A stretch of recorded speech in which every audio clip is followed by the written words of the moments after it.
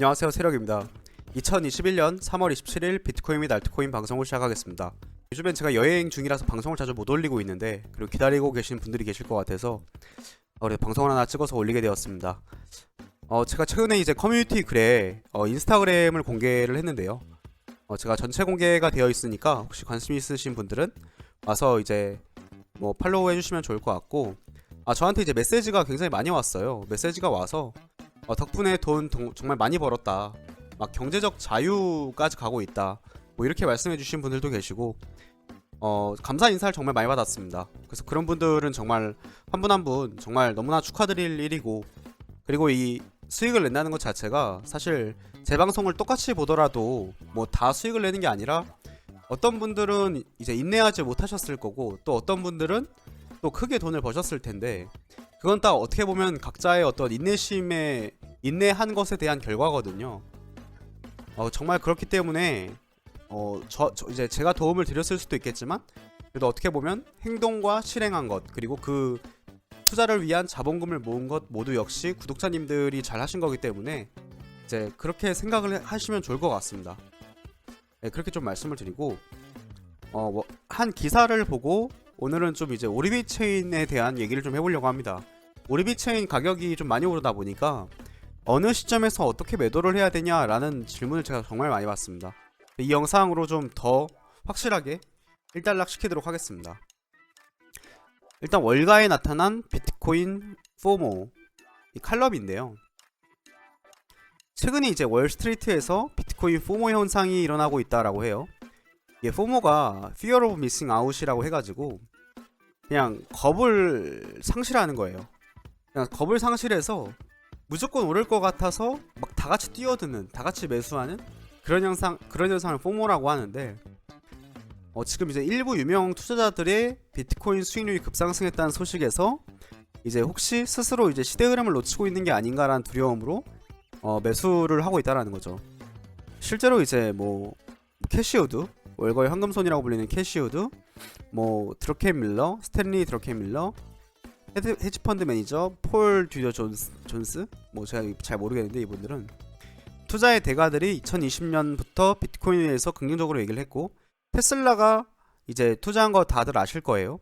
그러다 보니까 많은 이제 기관 투자자들이 그 비트코인 투자에 관심을 가지게 되었고, 실제로 그 비트코인 신탁 회사 그레이스케일 많이 들어보셨을 거예요.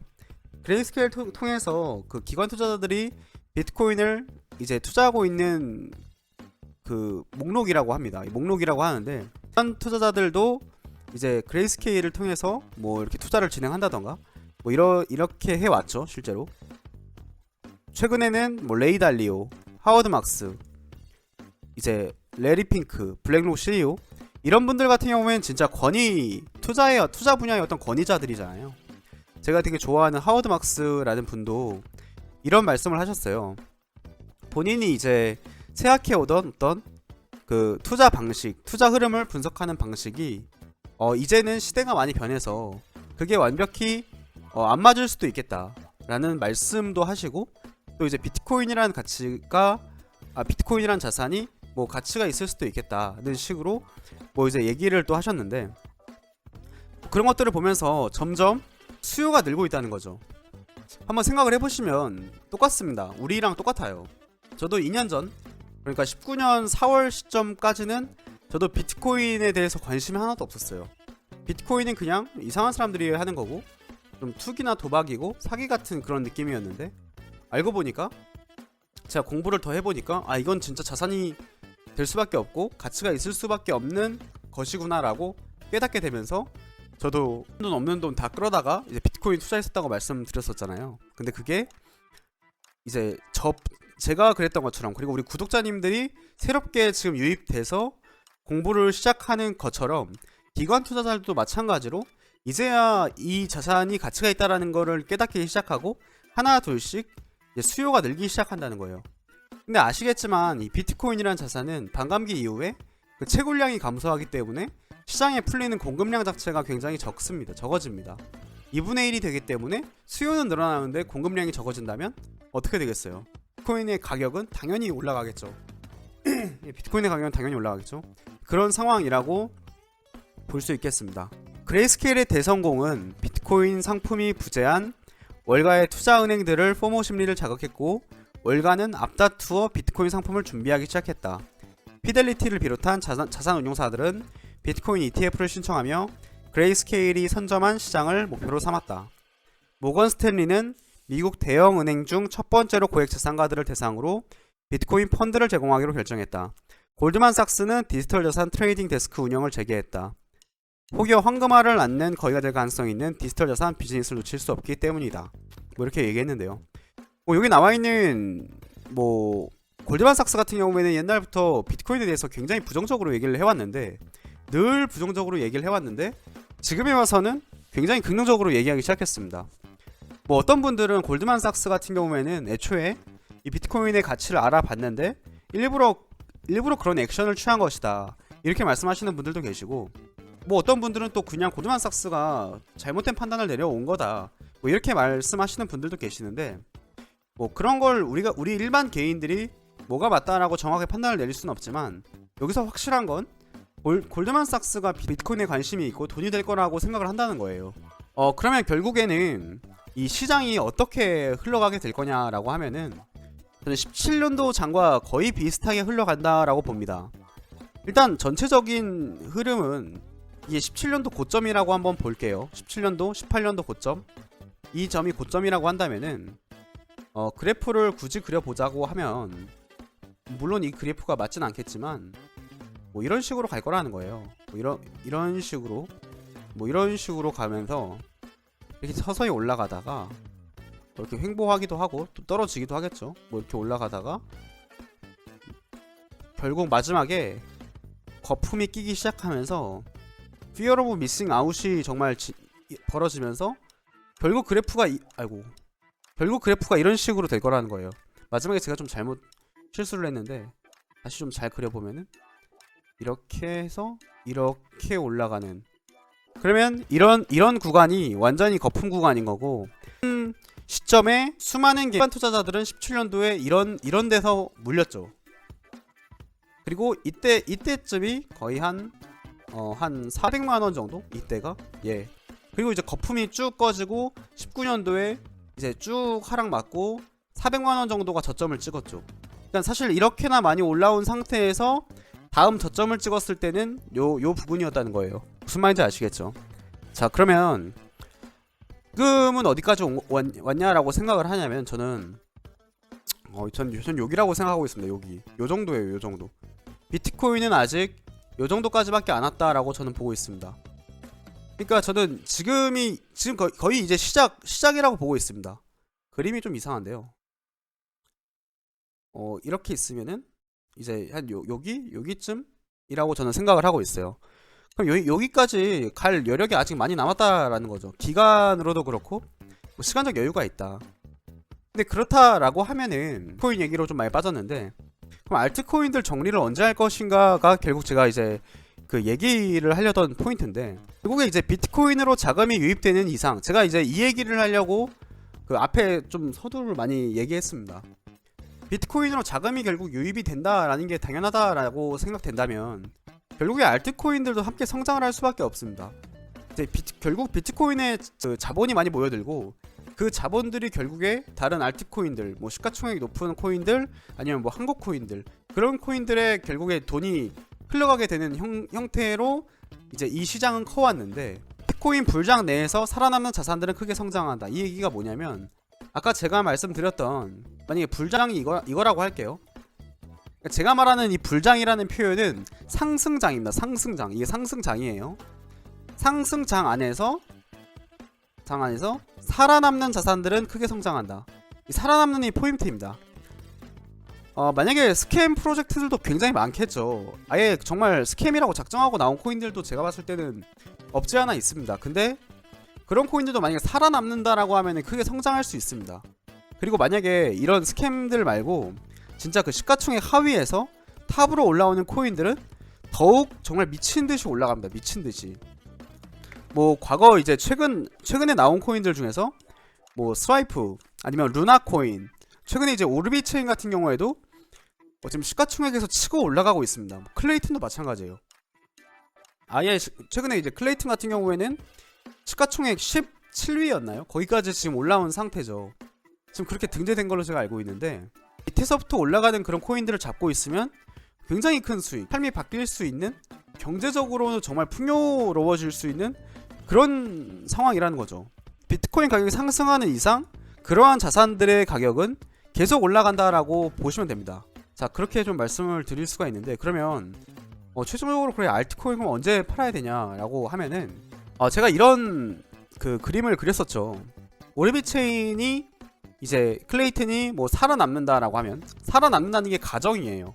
만약에 가다가 죽어버리면 뭐 끝인 거죠. 근데 살아남는다라고 하면은 이 오르비 체인 같은 경우에는 진짜 그 1000배도 가능한다라고 말씀드렸었어요.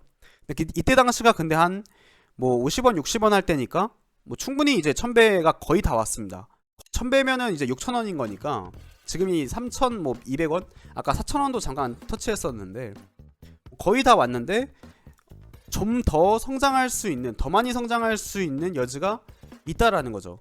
시가총액 상위권으로 진입하는 그런 코인이 된다라고 하면은. 그리고 저는 이제 오르비 체인이라는 자산이 장기적으로 봤을 때는 시가총액 상위권, 그러니까 한 2-30위 안에도 충분히 들어갈 수 있는 코인이라고 생각을 하고, 루나처럼, 제2의 루나 코인처럼 될 수 있다, 루나 코인처럼 갈 확률이 굉장히 높다, 저는 사실 그렇게 보고 있는 입장인데요. 그렇다고 하면은 언제 오르비 체인을 매도를 해야 되냐라고 물어보면은 저는 매도를 안 할 거거든요. 매도를 지금 남아있는 물량은 제가 정리할 생각이 없는데, 저는 지금 오르비 체인이 한 79만, 80만, 80만 개 정도 있어요. 80만 개면은 그 한 3250 기준으로 했을 때 26억이거든요. 근데 저는 이 26억이란 금액도 좀 사실 아쉬워요. 원래는 제가 이제 240만 개가 250만 개인가? 60만 개인가 있었는데, 제가 조금씩 이제 분할 매도를 해 오다 보니까 이제 80만 개 정도 남은 건데, 조금 이제 개인적으로는 이 물량도 좀 아쉽다라는 거죠. 그래서 이제 저는 이거를 들고 갈 거예요. 근데 문제는 뭐냐? 저랑 이제 입장이 다른 분들도 많습니다. 그냥 나는 만약에 10억을 벌었다. 그러면 그냥 다 익절을 하겠다. 아니면 20억을 벌었다. 전부 익절을 하겠다. 이 시장을 떠나겠다. 뭐 이런 분들도 계실 테고, 아니면 뭐 바이낸스 상장을 할 때 가격 펌핑이 일어나면 그때 팔겠다, 이러시는 분들도 있고, 정말 다양한 의견들이 있을 수 있습니다. 그리고 저 같은 경우에는 그냥 불장 끝나기 직전까지 좀 들고 가 보겠다. 그리고 이 시장에서 이 오르비 체인이란 자산이 외국 사람들한테까지도 제대로 인식되고 제대로 된 가치 평가를 받는 시점까지 들고 가겠다는 게 제 생각이거든요. 뭐 물론 그때까지 가는 길목에서 제가 조금씩 분할 매도를 할 수는 있겠지만, 일단은 전량 매도 시점은 저는 그렇게 보고 있어요. 그렇다라고 하면은 모두에게 적용할 수 있는 어떤 익절 포인트가 없을까, 그렇게 저는 좀 생각을 해보다 보니까 이렇게 좀 말씀을 드릴 수 있을 것 같아요. 마음이 저는 편한 투자가 굉장히 중요하다라고 생각을 하는데, 그런 얘기 있잖아요. 익절은 무조건 옳다? 익절은 무조건 옳다라는 얘기 저는 정말 싫어하는데요. 제가 생각했을 때 제 관점에서 익절이 무조건 옳진 않아요, 절대. 왜냐면 1000% 올라갈 자산이었어요. 만약에 100배, 1000배 올라갈 자산이었는데 10%만 이제 익절을 한다라고 하면은 그게 맞는 익절 맞나요? 저는 근데 그 익절이 맞는 익절은 아닌 것 같다는 생각이 들었어요. 왜 이게 맞지 않을까를 곰곰이 생각해 보니까 결국 제 생각에는 그런 것 같아요. 익절을 하고 나서 아쉬움이 남잖아요. 근데 그 아쉬움이 투자를 그 지속적으로 잘 해내는데 되게 장애 요소가 되거든요. 그러니까 괜히 빠르게 익절하면은 자꾸 그 자산을 돌아보게 되고, 예를 들면 이런 거예요. 60원에 오르비 체인을 사서 100원에 팔았어요.